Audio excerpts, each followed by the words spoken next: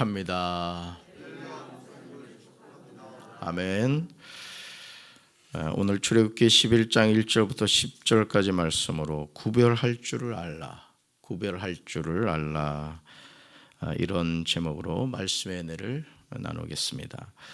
바로는 자신에게 내리는 재앙이 어떻게 시작되었고 어떻게 끝나는가를 너무도 잘 알고 있었습니다. 그러기에 그는 모세와 아론을 급히 불러 간청을 하죠. 내가 너희의 하나님 여호와와 너희에게 죄를 지었으니 바라건대 이번만 나의 죄를 용서하고 너희의 하나님 여호와께 구하여 이 죽음만은 내게서 떠나게 하라. 모세가 바로 앞을 나와서 하나님께 구함으로 하나님은 메뚜기의 재앙을 한 번에 해결해 주시죠. 이게 메뚜기 재앙이 임한 것도 불가능한 일이지만 모세가 하나님께 기도함으로 이 메뚜기 재앙이 한꺼번에 해결된다는 것도 이건 놀라운 일이죠. 이것은 오직 하나님만이 하실 수 있는 일입니다. 그러나 하나님이 바로의 마음을 완악하게 하셨으므로 바로는 이스라엘 자손을 보내지 아니합니다. 이런 일이 9번째 재앙인 흑암이 애굽에 내린 후에도 바로의 마음은 요지부동인 거예요. 왜 이런 일이 일어났죠? 하나님이 바로의 마음을 완악하게 하셨기 때문이라는 거죠. 보통 이런 재앙을 한두 가지만 체험을 해도 하나님이 두려워서 견디지 못할 겁니다. 그런데 하나님께서 이 바로의 마음을 완악하게 하셨기 때문에 바로의 마음이 요지부동이었던 거죠. 바로는 마지막 기회를 결국 버리고 맙니다. 출애굽기 10장 28절에서 바로는 모세에게 협박까지 하는 것을 보게 되죠. 바로가 모세에게 이르되 너는 나를 떠나가고 스스로 삼가 다시 내 얼굴을 보지 말라. 내가 내 얼굴을 보는 날에는 죽으리라. 지금 바로가 놓치고 있는 것이 무엇입니까? 애굽에 재앙이 생길 때마다 그 재앙을 해결한 것이 누구예요? 재앙의 시작과 재앙의 마침이 누굴 통해 일어납니까? 모세를 통해 일어나죠. 물론 하나님이 내리신 재앙이지만은 그 하나님이 내리신 재앙이 어떻게 임하게 돼요? 모세가 하나님을 향하여 손을 들 때, 또 나일강에다 지팡이를 갖다 대라 하니까 나일강이 피가 됐단 말이죠. 그러니까 항상 하나님이 하나님의 사람 모세를 통해서 재앙을 내리시고 그 재앙을 해결해 가시는 것을 보게 되죠. 모세가 하나님을 향하여 손을 들어 간구할 때 재앙이 해결되었어요.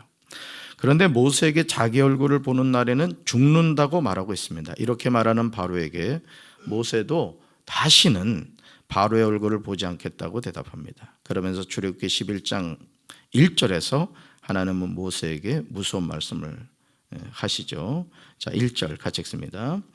여호와께서 모세에게 이르시기를 내가 이제 한 가지 재앙을 바로와 애굽에 내린 후에야 그가 너희를 여기서 내보내리라. 그가 너희를 내보낼 때에는 여기서 반드시 다 쫓아내리니. 아멘. 이제 바로와 애굽을 향한 하나님의 마지막 재앙이 남아있는 상황입니다. 사랑하는 성도 여러분, 지금 바로의 마음이 완악한 이유가 뭐라고요? 하나님이 그렇게 하셨다고 하나님이 말씀하십니다. 실제로 애굽의 마지막 10가지 재앙이 내리기 전에 하나님은 출애굽기 7장 3절과 4절에서 이미 바로에 대해서 말씀하셨어요. 그냥 갑자기 일이 일어난 것이 아니라 모세에게 내가 이렇게 할 것이다, 내가 바로를 이렇게 할 것이다 라는 말씀을 하셨어요. 같이 읽습니다. 내가 바로의 마음을 완악하게 하고 내 표징과 내 이적을 애굽 땅에서 많이 행할 것이나 바로가 너희의 말을 듣지 아니할 터인즉 내가 내 손을 애굽에 뻗쳐 여러 큰 심판을 내리고 내 군대 내 백성 이스라엘 자손을 그 땅에서 인도하여 낼지라. 아멘. 그러니까 하나님은 이미 말씀하셨고 그 말씀하신 것을 이루어가는 거예요. 저는 말씀을 준비하면서 정말 두려운 생각이 들었습니다. 하나님이 바로의 마음을 완악하게 하셔서 바로가 하나님의 말씀을 듣지 아니하므로 10가지 재앙을 통해서 바로를 철저하게 심판하신 하나님이 두렵지 않습니까? 바로의 마음이 완악해짐으로 하나님의 큰 심판이 애굽에 계속해서 내린 거예요. 그렇게 하심으로 하나님의 백성을 애굽에서 인도하여 내는 것입니다. 애굽은 심판을 받고 이스라엘은 구원을 받습니다. 그러니까 똑같은 하늘 아래에서 심판을 받는 사람과 구원을 받는 사람이 나누어진다는 거예요. 여러분, 예수님도 그런 말씀을 하셨잖아요. 예수님이 재림하시는 날 맷돌을 갈고 있는데 한 사람은 구원을 받고 한 사람은 심판을 받게 될 것이다. 그렇죠? 그러니까 똑같은 장소에 있다 할지라도 구원받는 사람과 심판받는 사람이 나눠진다는 거예요. 하나님은 앞으로 바로가 어떻게 반응을 보일 것인가를 너무도 잘 알고 계셨어요. 여러분, 그러니까 하나님은 우리 마음을 아신다 모르신다? 아신다는 거예요. 그러니까 여러분이 하나님 앞에 기도를 할 때요, 절대 미사여구를 붙이지 마세요. 하나님이 내 마음을 아신다. 아주 아셔도 너무너무 잘 알고 계신다. 이 사실을 늘 깨닫고 기도하셔야 됩니다. 그냥 여러분 예전에 저 북한과 관련된 그 드라마 나오는 거 보면은 그 김일성 앞에서 김정일 앞에서 그죠? 뭐 갖다 붙일 수식어 다 갖다 붙이잖아요. 근데 우리가 하나님 앞에 기도할 때도 사실은 그런 미사여구를 붙일 때가 많거든요. 존귀하시며 무소부지하시며 그죠? 또 담임 목사한테 하나님의 두 가지 속성 전지전능하신가 무소부지 배웠잖아. 그러니까 그냥 살을 붙여가지고 이제 막 그런 미사여구를 붙이려고 하는데 여러분이 하나님 앞에 기도할 때는 진실하게 하세요. 아멘. 언어로 감동시키려고 하지 마시고 여러분의 마음으로 때로는요, 하나님 저 힘들어요. 이 한마디 말이 그냥 뭐 한두 시간 그냥 미사여구 붙인 기도보다 더 강력한 기도가 될 수 있다라는 것이죠. 하나님은 바로가 앞으로 어떻게 반응을 보일 것인가를 너무도 잘 알고 계셨다. 그러므로 10가지 재앙을 내린 후에야 이스라엘 자손을 애굽에서 반드시 다 쫓아낼 것도 알고 계셨던 거예요. 왜 이게 가능하죠? 하나님은 어떤 분이시니까? 전지전능하신 분이기 때문에 그렇습니다. 하나님은 모세에게 애굽에서 나갈 때 애굽 사람들에게 은금 패물을 구하게 하라 이렇게 말씀하세요. 어떻게 이것이 가능하죠? 어떻게 이것이 가능해요? 지금 애굽 사람들에게 이스라엘 자손들은 철천지 원수가 아니에요? 그렇잖아요. 이스라엘 사람들 때문에 지금 엄청난 재앙이 임하고 있잖아요. 그런데 어떻게 그런 애굽 사람에게 은금 패물을 구할 수 있겠어요? 그러지 않아도 미워 죽겠는데. 그렇죠? 이런 생각은 불신앙이라는 거죠. 3절 보세요. 하나님이 작업을 하세요. 그러니까 하나님이 뭔가를 얘기하실 때는 하나님이 일하시겠다 이런 뜻이 있는 거예요. 자, 3절 같이 읽습니다. 여호와께서 그 백성으로 애굽 사람의 은혜를 받게 하셨고 또 그 사람 모세는 애굽 땅에 있는 바로의 신하와 백성의 눈에 아주 위대하게 보였더라. 아멘. 하나님은 애굽 사람들이 이스라엘 백성을 좋아하게 만드셨다는 거예요. 이제 말이 안 되죠. 지금 하나님으로부터 그냥 계속해서 재앙이 내리잖아요. 거슬러 올라가면 그 하나님이 누구 하나님이요? 이스라엘의 하나님이 아니에요. 그런데 하나님이 애굽 사람들의 마음을 어떻게 작업을 하셨다? 이스라엘 사람들을 좋아하게 만드셨다는 거죠. 또 바로의 신하들과 애굽 백성들은 이미 모세를 위대한 사람으로 생각하고 있었다는 거죠. 그래서 이것이 가능했던 거예요. 여러분 생각해 보세요. 모세가 지팡이 갖다 내니까 나일강이 피가 되고 손을 들어 기도했더니 그 재앙이 막 끝나버리고 세상에 이런 위대한 사람이 있을 수 있겠습니까? 하나님은 이렇게 말씀하시면서 4절에 밤중에 애굽 사람들 가운데로 들어가겠다고 하십니다. 그렇다면 왜 하나님이 애굽 사람들 가운데로 들어가시는 것일까? 5절과 6절에 하나님은 그 이유를 분명하게 말씀하세요. 그러니까 심판하러 가시는 거죠. 심판하러. 자, 말씀 같이 읽습니다.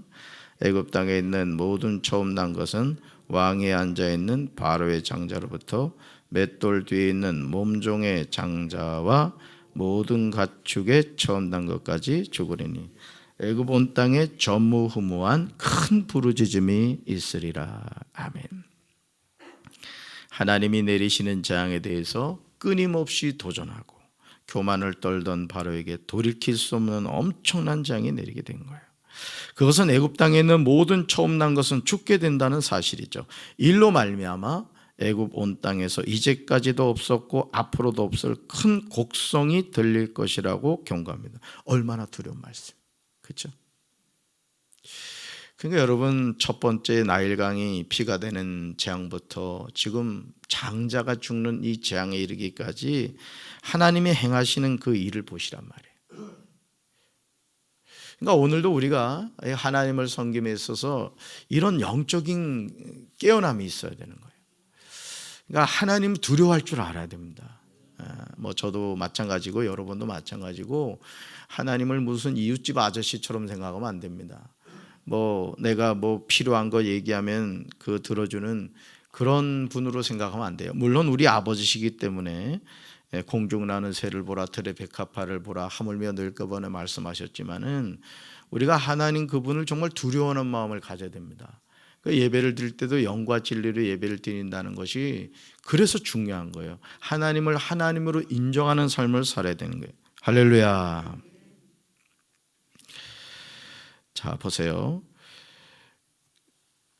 그런데요, 이런 엄청난 하나님의 심판 앞에서도 이스라엘 자손에게는 전혀 다른 결과를 말씀하신다는 거죠.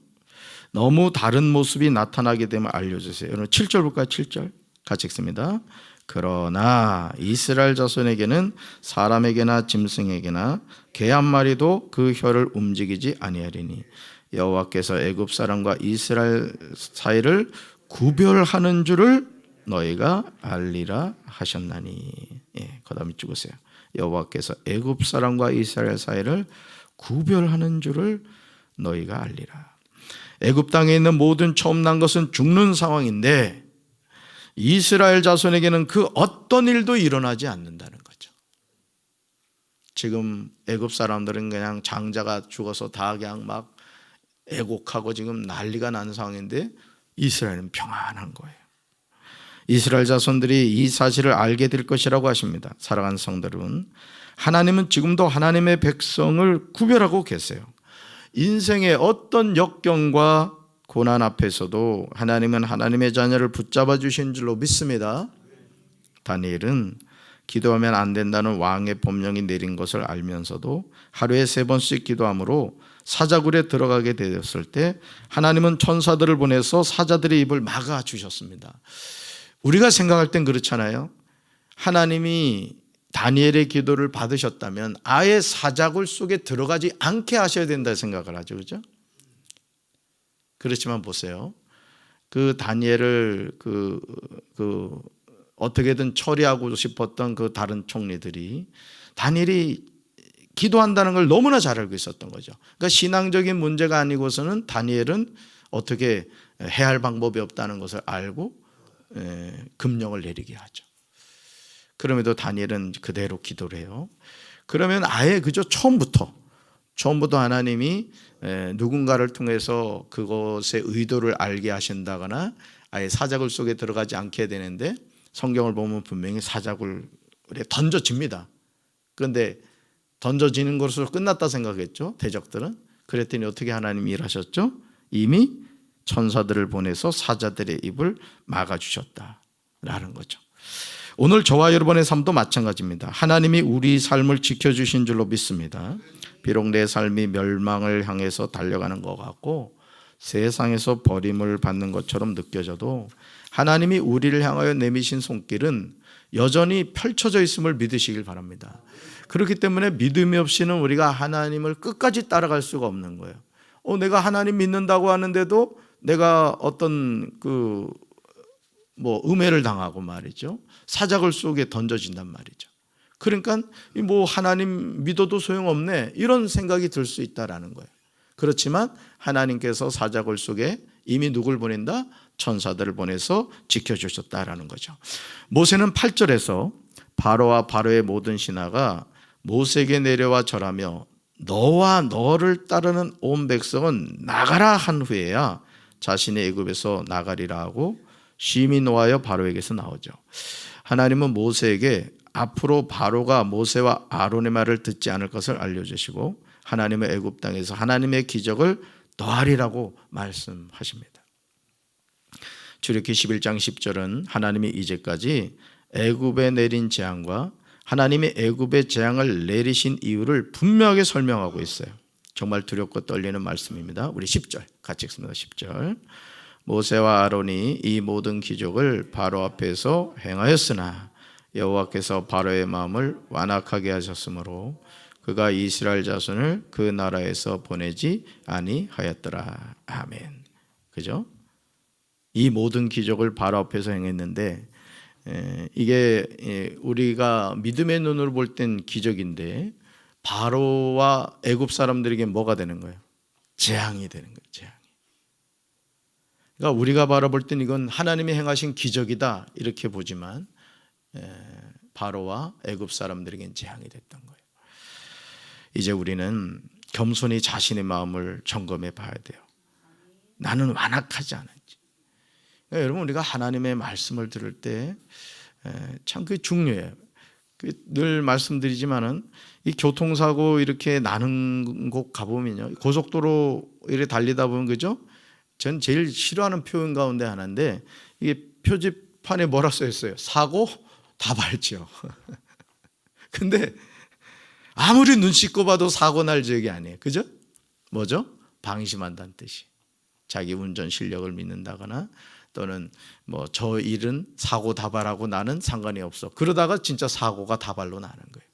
오늘 우리가 하나님을 섬김에 있어서도 마찬가지입니다. 우리가 이 바로의 어떤 모습을 보면서 뭘 우리가 생각해야 되느냐? 내 마음 상태를 점검해 봐야 돼요. 내 마음이 과연 어떤 상태에 있는가라는 거죠. 완악하진 않은지, 하나님의 말씀에 순종하고 있는지 돌이켜 봐야 된다는 거예요. 만약 우리의 마음이 완악하다면 즉시 회개하고 돌이켜야 할 줄로 믿습니다. 이 길만이 살 길이에요. 그러니까 하나님의 말씀 앞에서는 저항하면 안 돼요. 불순종하면 안 되는 거예요. 그러니까 하나님의 말씀이 들린다. 예를 들어 여러분이 어떤 말씀을 들을 때 어떤 마음에 감동이 된다거나 저 말씀이 하나님이 나에게 주신 말씀이다 이런 생각이 들잖아요. 그럼 그 말씀 순종하셔야 돼요. 아멘.